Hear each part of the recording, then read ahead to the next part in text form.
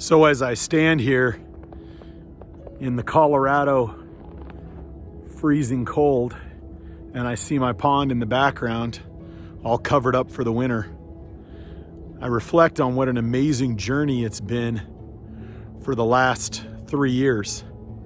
So let me start that journey for you on how I went from building that pond to going to Japan. I hope you enjoy the journey as much as I did. Like most people who have ponds, I really enjoy the outdoors. I enjoy hunting, I enjoy fishing, and I generally enjoy just getting out and enjoying nature. Because of that, I had an amazing rose garden. I had some of the most beautiful flowers anyone has ever seen. But we also had at our house a very small, though very active little pond. The pond had a few, toads and a few goldfish as well. It wasn't until we went to a local koi show that I really saw the potential of what a koi fish could be. I mean, I had seen them around, but never seen anything of that caliber and quality right in front of me. It blew my mind and I was hooked. I went out and got a 300-gallon tank and set it up so that I too could own koi fish. I figured this would be good enough to tie me over until I got the pond of my dreams and started building it at a later date. I did a bunch of research online and I found Taro with Kawakami Koi Farm. I bought some fish online from him at auction and I started searching all over the internet for additional fish. I imported them into my small 300-gallon tank with 3% salt water and my koi journey began. At this point, I'll give you my first piece of advice. Cheap fish aren't good, and good fish are rarely cheap. There's nothing worse than buying a fish and finding out 6 months after you bought it, the pattern changed or the health just wasn't quite there. I strongly recommend you look for a good dealer, a good breeder that you know brings in quality fish from a reputable stock, preferably something from Japan or something where you know the bloodlines are there to keep the fish healthy. Now it was time to start building a pond I was proud of. So with a nice layout in January of 2020, the vision started. We started digging. Me and my wife with an excavator spend hours on end every day excavating. We found power lines and we found all kinds of unique and fun problems along the way. This big giant hole was nothing but a perfect place for a mother to put in all of her baby bunnies. We realized we had to relocate them to get them to a safer place so that they wouldn't be found. We had plenty of predators around the property, as you see here, surrounding my liner. My wife and I worked hard digging it. Once we got the liner installed and we got the bottom drain put in, the pond was coming together nicely. I had my good friend come in who owns a waterproofing company, and they made sure that the liner sat exactly the way it needed to be. We realized this project was moving along quickly, and we were super proud about how this beautiful 9,000-gallon pond was being developed. So here I'm going to give you my next 2 pieces of advice. The first one is from Sacramento Koi. The most expensive pond you'll ever build is the pond you build twice. This really rang home with me. The second piece of advice I'd give you is from Eric Triplett, the pond digger, and that is seek out a professional.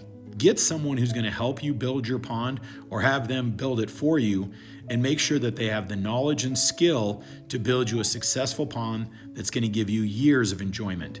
This is not the time to be skimpy or to chimp out on the budget. There's nothing worse than things going wrong with your pond right after you finish building it. Also remember, a koi pond is an ecosystem. There's a snake going up the roof of my house. OMG. So, hey, I just wanted you guys to see how clear this water came out. And the pond's about a month and a half old, and the water's finally settled and cleared. And good Lord, is it awesome. You see the little pebbles all the way on the bottom. And this pond is between 5 and 6.5 feet deep. So those pond fish right there on the absolute bottom of that over there is 6 feet deep. Just crazy clear. The next lesson I learned was there will always be koi fish to buy next year. The reason why I mention this is oftentimes I would feel like the fish was too expensive, or I wasn't quite ready, or my pond wasn't ready to buy it. This was rarely the case. What I needed to do was wait for the right fish and make the purchase when it was right for me. I often fell in love with fish and brought them on only to bust the budget and have disaster strike, where I had fish pass away. Nature is crazy. She will do all kinds of things to make sure that you learn about fish and you learn about their habitat. Realize you're creating an ecosystem and you're creating a place that you enjoy. My wife and I realized that we often found hours on end sitting by the pond and watching and enjoying the beauty of our koi. We became obsessed with nice summer days, sitting by our pond and enjoying time together while enjoying the wonderful garden and pond life. It's at this point that I'll mention another lesson that I learned. This one was from Steve Zimmerman, Z&A judge. The lesson I learned from him is too many people buy fish for competition. And the truth is you should buy fish that you enjoy, that you find beauty in, because arguably you're going to spend a lot of time with them. So at this point, I really want to say a big thank you. Obviously, COVID in 2020 and 2021, as I was learning and starting down my koi journey, COVID played a huge factor. It really limited the amount of koi club meetings. It canceled koi shows. It got rid of a lot of the connections that people typically use to learn about koi fish. But what it did is it introduced me to some amazing people on the internet, specifically all of you that put content out on YouTube. It was absolutely awesome.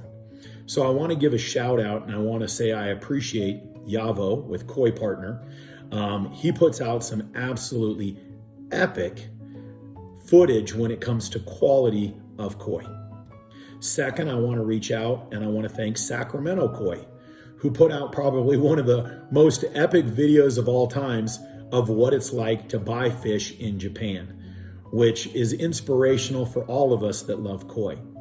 I also want to reach out to Chris and Ricky of Koi Wholesale and Koi Talk Magazine for their constant and unwavering dedication to their customer base to put out all kinds of information for free to try and help people learn more about koi and raising koi. I want to reach out and I want to thank Tim with koitrips.com, and I want to thank all the Brits. The Brits over there, everybody from Koi Soldier to Derby Koi, put out wonderful content every week, and every one of those little gems helped me do a better job raising and taking care of my fish. I also want to reach out and I want to thank Sean with Mystic Koi and Eric Triplett again with the Pond Digger, who did amazing videos describing what to look at in koi fish and how to find the best fish available in a pond. And last, but certainly not least, I want to truly thank Taro with Kawakami Koi Farm. As I have needed information and I have a needed quality fish, I can say that his customer service is unsurpassed.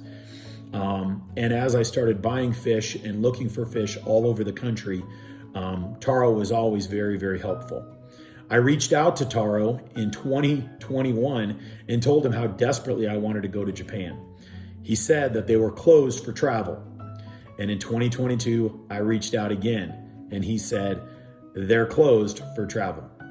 And lo and behold, the craziest thing happened. A friend of mine reached out to me and said that the Prime Minister of Japan has opened up Japan for travel. I immediately sent a text message to Taro and said, hey Taro, would you do me a huge favor? Would you help me go to Japan? And of course, Taro said yes. And now we get to watch the second part of this video. What it's like for a rookie to go buy fish in Japan. It is epic. On October 11th, 2022, Japan officially opened for travel to the general public. 10 days later, on October 22nd, we departed from the United States, heading to Japan. We couldn't have picked a better time to go. The exchange rate was absolutely awesome. After 3 years of wanting nothing more than to go to Japan and over 20 hours worth of travel, we arrived in Tokyo. We were excited to hit the ground and jump on the train. And as the sun was setting, we caught the bullet train out of Tokyo, headed to Nagaoka. We were all exhausted. It was all we could do to keep our eyes open.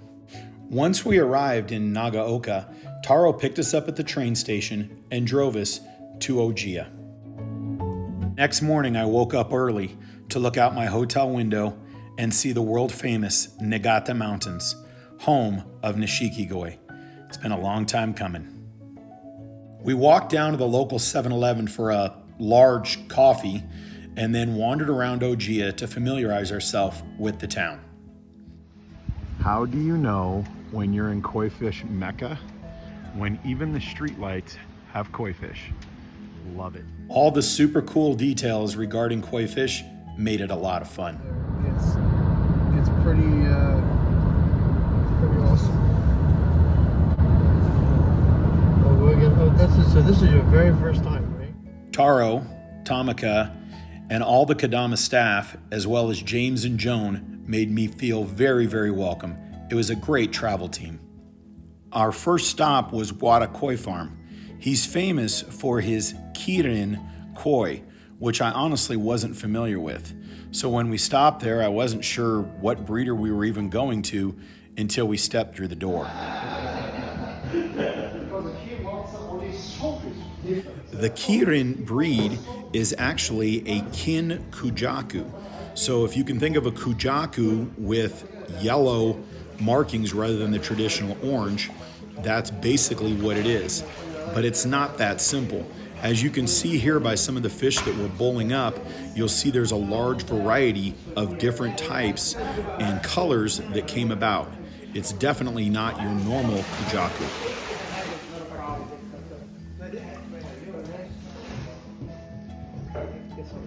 Yeah, she can tell she's definitely a big girl. This Kirin that I picked definitely stood out to me for how clean its head was and the unique kind of orange creamsicle colors.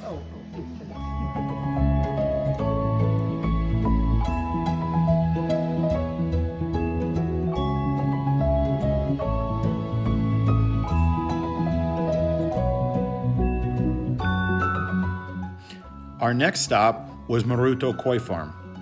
It was a great facility. He had multiple buildings and some absolutely beautiful kuhaku. I realized at this point, as I looked down at the pond, the number of kuhaku and the quality was absolutely incredible. Oftentimes when I hang out with my local dealer, I realize that the selection just isn't there. Here it almost becomes overwhelming when you see the trophies all around the world, and then you look down into the pond and you realize these are all world-class kuhakus, and he has the trophies to back it up. As I looked at all these fish, you'd find one you like, and then you'd realize that quickly it would blend in with all the others. Hundreds of amazing fish.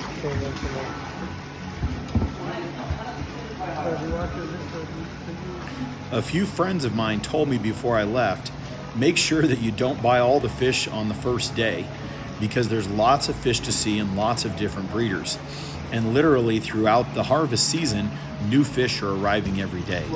So I didn't want to necessarily buy the first fish I saw because, well, I knew that there would be other ones to look at. But unfortunately, some of these were almost too good to pass up, and I made the mistake of passing them up. In case you're wondering, some of these fish, absolutely beasts and beauties, were coming in at $3,000, $4,000, even $5,000. But the quality of the fish was absolutely worth every penny. Now, I know this isn't in most people's budgets, but if you're going to Japan to buy a fish, I'm probably not going to do this multiple times.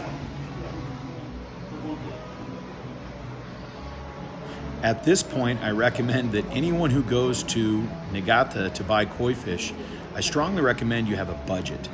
Have a plan on what you're looking for, because quickly you become overwhelmed by how many beautiful fish there are, and you want to just buy every single one of them, and you realize you can, quote, break the budget pretty quickly.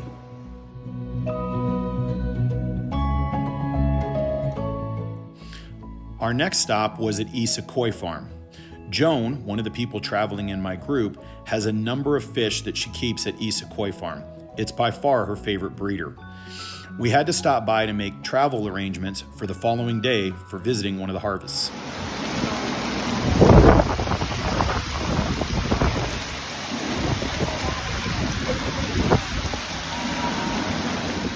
As the rain stopped falling, we headed down the road to Izamia Koi Farm. I was actually pleasantly surprised when I rolled up to Izamia Koi Farm at the large variety and selection they had of some fish that I hadn't normally seen. He's famous for his large Yamabuki ogons, but as I looked around the different tanks, he also had something he called a black galaxy. I was hooked. I definitely wanted one of these black galaxies, and I wasn't the only one. The competition ensued. Our next stop was Shinoda Koi Farm, world famous for their hiyutsuris. Here you can see Taro looking over the pond, as we all did, in absolutely amazement of the beautiful, rich colors. I already have a couple of hiyutsuris, so I wasn't there to shop, but let me tell you, it was extremely tempting. We bowled this bad boy up to take a look, and man, talk about quality and power. Shinoda really knows what he's doing.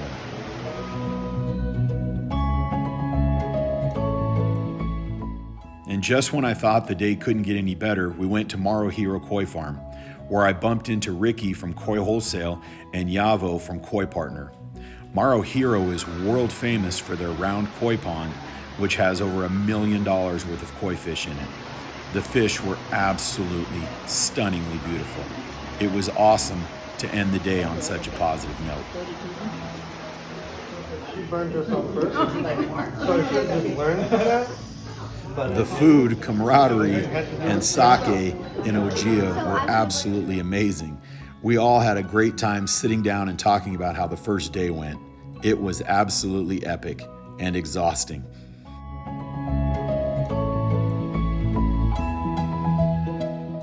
Walking around Ojiya, it really is koi fish mecca. This little sake is what we found at 7-Eleven. And as I got up early on the morning of day 2, and walked around the town, it was absolutely beautiful. The fall weather settling into the valley with the river running down from the mountains was absolutely epic. It was cool walking around and seeing that everywhere in the town, like going to Disney, had all this beautiful koi-related things. The streets were lined with banners. Every place you looked, there was pictures and there was koi-related things. It really made it a lot of fun. Quite something I would recommend just to get your geek on. All the little posts had painted koi fish on them. It was koi fish everywhere. You'd walk down the street and the shops were painted with koi fish.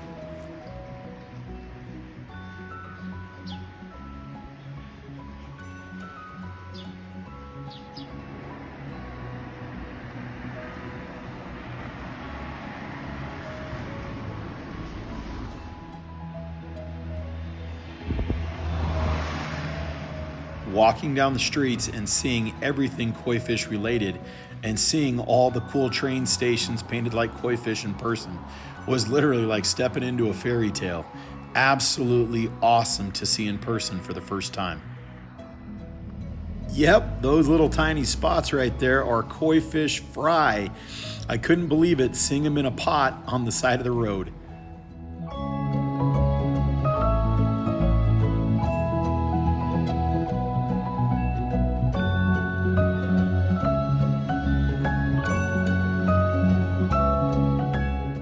After a brief stop at Kawakami, only to find out that nobody was home, we continued down the road to Issa Koi Farm.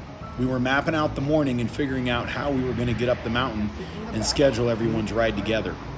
And then the rest in the front. After years of watching videos about koi harvests and seeing how they were gathered up from the mud ponds, it was all I could do to get up the top of the hill. I was both excited and riding as close to the edge as we were, it was a little nerve-wracking. These vehicles weren't made for off-road.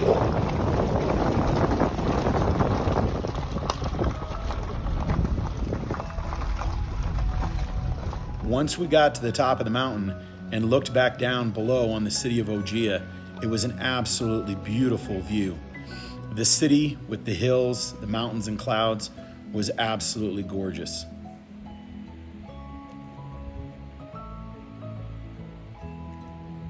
Being just a normal koi hobbyist and witnessing a koi harvest in person was epic. Tell everybody what we're doing today. Well, what we do today is, if you look at here, this is this is a map pond for Mr. Issa. He collects all the good quality males, from different sizes. So I think he has about 80 males in this pond, and he's gonna show us how we harvest. Perfect. なんでこんなに貝が調整できたの？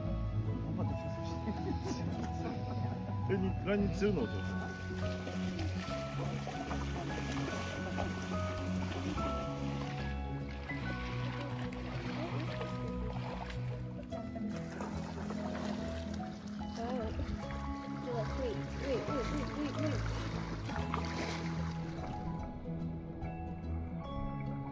Standing by the side of the pond with my wife and daughter and watching each one of the workers pull out these massive Issa koi fish was absolutely awesome. Standing right there where I had watched for so many years the fish being harvested on videos, and all of a sudden it being a reality, was epic. The fish with their deep, rich colors and their massive size was awesome to watch them get pulled out of the ponds.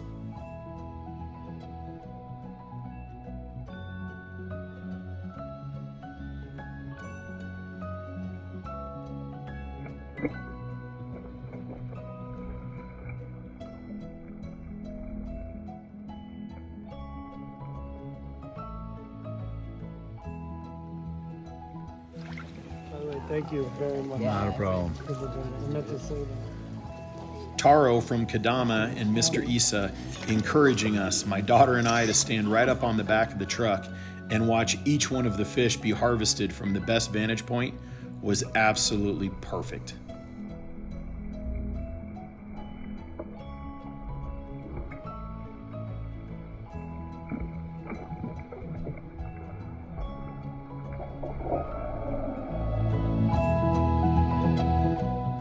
My daughter enjoyed running around the big pond and rounding up all kinds of frogs and salamanders.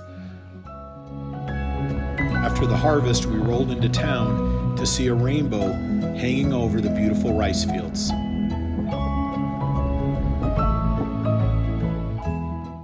Arriving at Terrazzo was really interesting for me because I wasn't sure if they had harvested the fish that I had purchased the year before and had been staying there at Azakari.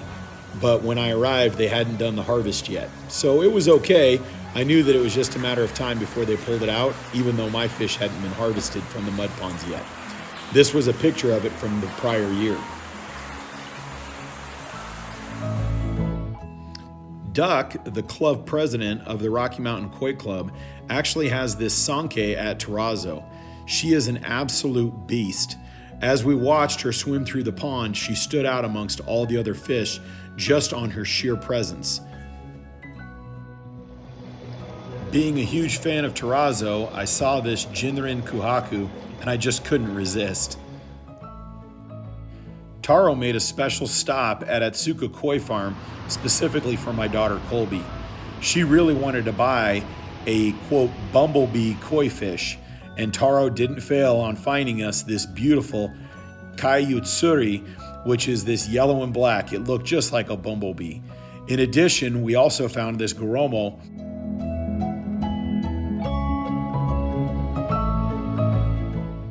Next, we stopped by Maruto Koi Farm. Absolutely beautiful location with multiple greenhouses. And it was beautiful because it was set right amongst the rice fields. As we looked, I looked for a Kawari Koi, which basically was a single colored Jinrin fish. They had some beauties there at their establishment. Unfortunately, we had to return to get a price. Next, it was up the mountain to Yagenji, where we had an opportunity for an amazing photo shoot looking back down on the valley. A little further down the road, and we went into Kanoki Koi Farm. Kano is known for producing some of the world's most beautiful goshiki. The colors were absolutely vibrant, and in his main greenhouse, the fish were absolutely breathtaking. Last year, I was lucky enough to have Taro pick me up an amazing goshiki from Kano, so I didn't need to pick up a second one this year. The view from the hill was absolutely beautiful. Arguably, one of the highlights of the entire trip was the honor of going out to dinner with the breeders. Taro set up a dinner, I guess the breeders did, where they invited us all out to dinner. And Kano, Marasaka, Izamia, and Sakai took us out to dinner and bought us dinner. It was absolutely a delight to be treated for dinner by the breeders and to sit down with them and just get to know them as people. It was really, really a fun evening.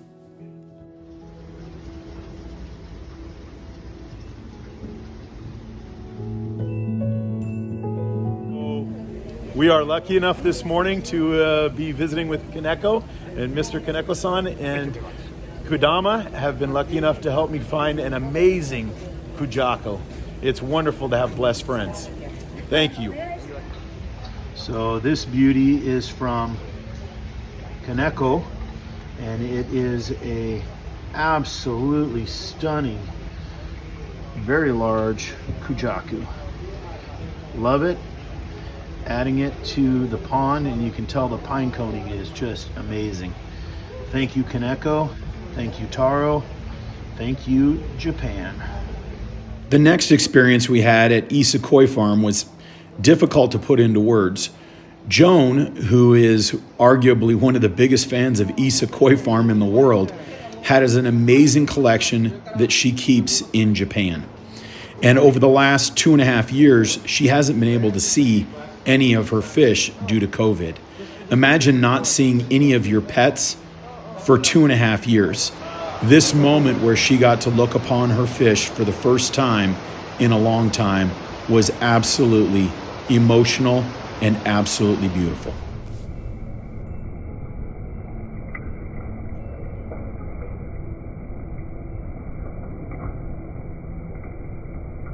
After an awe-inspiring and emotional roller coaster of looking at Joan's fish, we went shopping around Issa. There was tank after tank of absolutely amazing koi. It was difficult to not just throw my wallet in the pond and say, I'll take them all. But we had to go off to lunch. I don't know what you said there.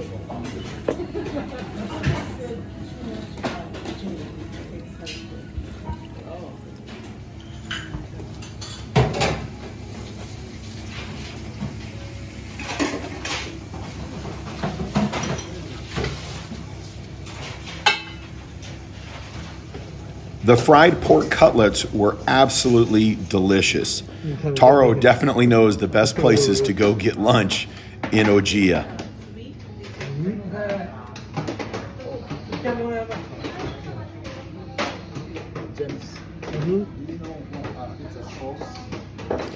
After lunch, it was off to Nagami Koi Farm.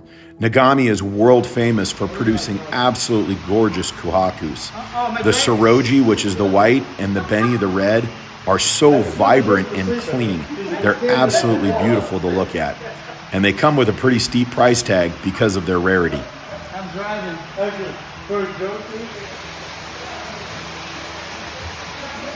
Wow.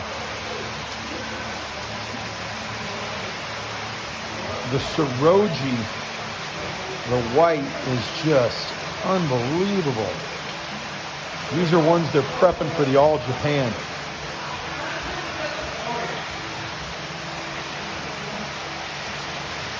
Next, it was back to Kawakami Koi Farm, and this time the breeder was available and helped me pick out this absolutely beautiful kabuto. What kabuto means in Japanese is armor helmet or scaled helmet.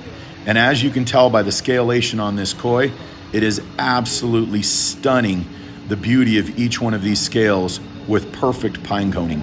Really happy to find this one. Lastly, we wrapped up at the world famous Koi Museum in Ojiya. It was great hanging out with James Rothwell, my daughter, and my wife, and walking around the beautiful gardens and looking at the property. They've got a wonderful collection of koi, and the colors are absolutely amazing. We've all seen how beautiful this museum is, and it's nice seeing someplace that honors the hobby we all love so much. After we wrapped up here, we headed off to the train station and we were able to wrap up our trip in Ojiya, only to continue on to the rest of Japan for the next 2 weeks. It was an absolutely epic trip, and we are truly blessed that Taro and everyone allowed us to tag along and really make a memorable vacation. Thank you, Japan. It was epic.